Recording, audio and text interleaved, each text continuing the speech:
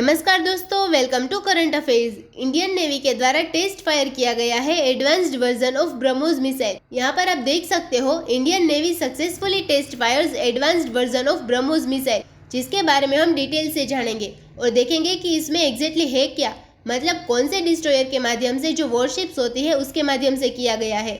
और साथ ही साथ यहाँ पर आपने सुना होगा कि फिलीपींस के साथ भी जो हमारी डील हुई थी तो वो क्या महत्व रखता है। आगे हम क्या देख सकते हैं ब्रह्मोस मिसाइल को इस पर्टिकुलर टेस्ट की वजह से। काफी कुछ जानने को है इस वीडियो में, सो इस वीडियो को एंड तक जरूर देखिएगा। और आपने अभी तक हमारी चैनल को सब्सक्राइब नहीं किया है तो जरूर से सब्सक्राइब कर लीजिएगा, ताकि हमारे वीडियो की लेटेस्ट नोटिफिकेशन आप सभी को सबसे पहले मिल सके। इंडियन नेवी के द्वारा एक ट्वीट किया गया है, ये आप देख सकते हो। Long range precision strike capability of advanced version of जो ब्रह्मोस मिसाइल है वो सक्सेसफुली वैलिडेट किया गया है। और यहाँ पर बताया गया है कि पिन पॉइंट डिस्ट्रक्शन, मतलब जहाँ पर इंडियन नेवी चाहती थी जो अपना डेमोन्स्ट्रेशन कर रही थी उसके माध्यम से पिन पॉइंट डिस्ट्रक्शन किया गया है टारगेट का। और इसलिए यहाँ पर बताया जा रहा है कि जो ब्रह्मोस मिसाइल की कैपेबिलिटी है उसको और ज्यादा बढ़ा दिया गया है। मैं आपको आगे बताऊंगी कितना बढ़ाया गया है, क्या है। लेकिन फर्दर आप देख सकते हो यहाँ पर यही बोला जा रहा है कि ये जो पूरा एक्सरसाइज चला यहाँ पर उसके माध्यम से जो हवा में मैन्यूवर वगैरह होता है वो सारी चीजें की गई थी। मैं आपको वीडियो भी अभी दिखाती हूँ, लेकिन एक चीज ध्यान रखिएगा, ये जो टेस्ट किया गया है वो एक वॉरशिप के माध्यम से किया गया है, मतलब की डिस्ट्रॉयर। आपने डिस्ट्रॉयर सुना होगा अलग अलग, जैसे INS विशाखापट्टनम हो गया, INS चेन्नई हो गया। तो यहाँ पर INS चेन्नई के माध्यम से जो टेस्ट है ब्रह्मोस एडवांस्ड वर्जन मिसाइल का वो किया गया है। इनफैक्ट इसका जो वीडियो है वो मैं पहले आपको दिखाती हूँ। जैसे कि आप देख पाओगे यहाँ पर जो नेवी है उनके द्वारा पर्टिकुलर ये ट्वीट किया गया। और यहाँ पर आप देख सकते हो ये है आपका INS कोलकाता। और यहाँ से आपको देखने को मिलेगा ट्यूब के माध्यम से काफी हाई स्पीड में जो ब्रह्मोस मिसाइल है वो मैन्यूवर कर रहा है। और नेवी के द्वारा बताया गया कि जो भी हमें एक्यूरेसी वगैरह चाहिए थी वो हासिल हो गया है। साथ ही साथ यहाँ पर आपको ध्यान रखना है कि इस तरह की जो टेस्ट है वो रेगुलर बेसिस पर किया जाता है इंडियन नेवी के द्वारा, ताकि यहाँ पर भरोसा दिया जा सके कि ये जो पर्टिकुलर मिसाइल है वो गुड कंडीशन में है और बेहतर की तरफ हम आगे बढ़ते हैं। मतलब कि हमेशा कोशिश ये होती है कि ये जो एडवांस्ड वर्जन है यहाँ पर जो दूरी है वो और ज्यादा ये तय कर सके। तो क्वेश्चन यहाँ पर आपके मन में ये आएगा, जब हम ये एडवांस्ड वर्जन की बात कर रहे हैं इसमें क्या खास बात हो गई। इसमें सिंपल सा ये है कि जो हमारा स्ट्राइक कैपेबिलिटी है उसको बढ़ाया जाएगा और लॉन्ग रेंज ज्यादा से ज्यादा लॉन्ग रेंज करने की कोशिश की गई है। कितना, पहले आप इसका ओरिजिनल वर्जन देखो ब्रह्मोस मिसाइल का, वो आपका 290 किलोमीटर के आसपास था।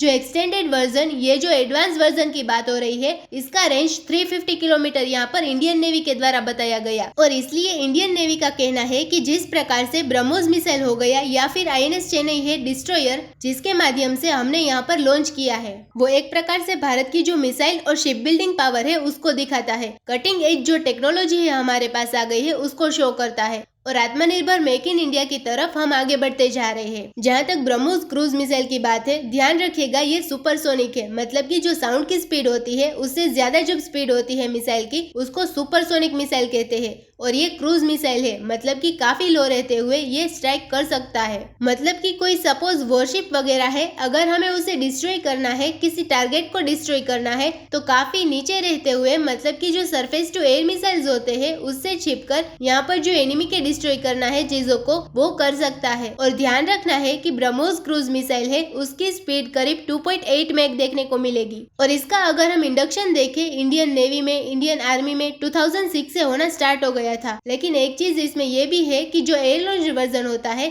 यहाँ पर तो हम आर्मी की बात कर रहे हैं, नेवी की बात कर रहे हैं, लेकिन यहाँ पर कोशिश ये होनी चाहिए कि हम अपने फाइटर जेट के माध्यम से भी मिसाइल्स लॉन्च कर सके।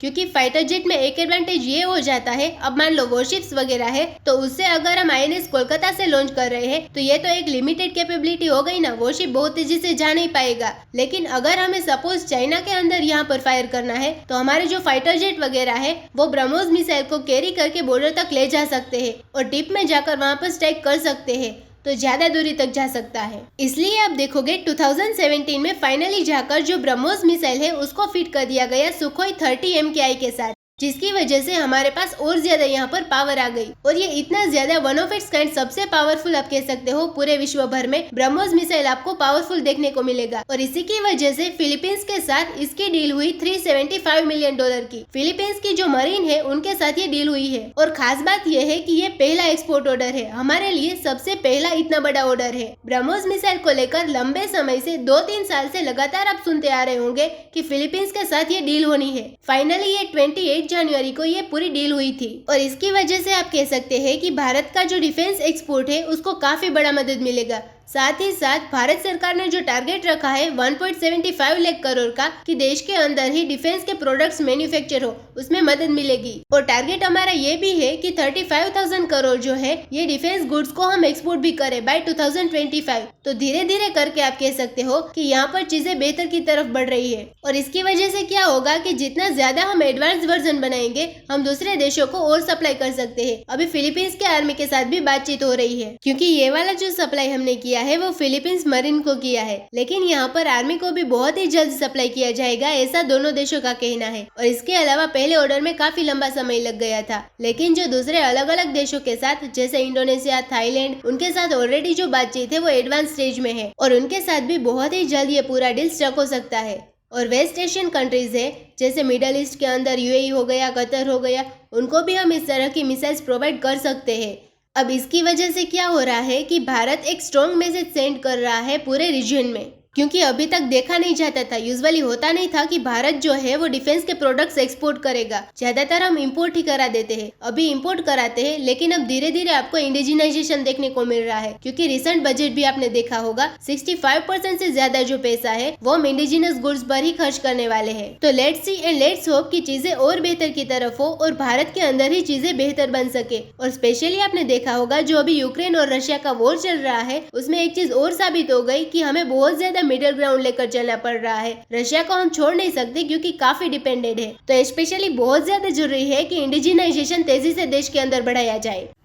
तो इसी नोट के साथ वीडियो करते हैं खत्म। उम्मीद है यहाँ पे आपको काफी कुछ जानने को मिला होगा। Thank you for listening.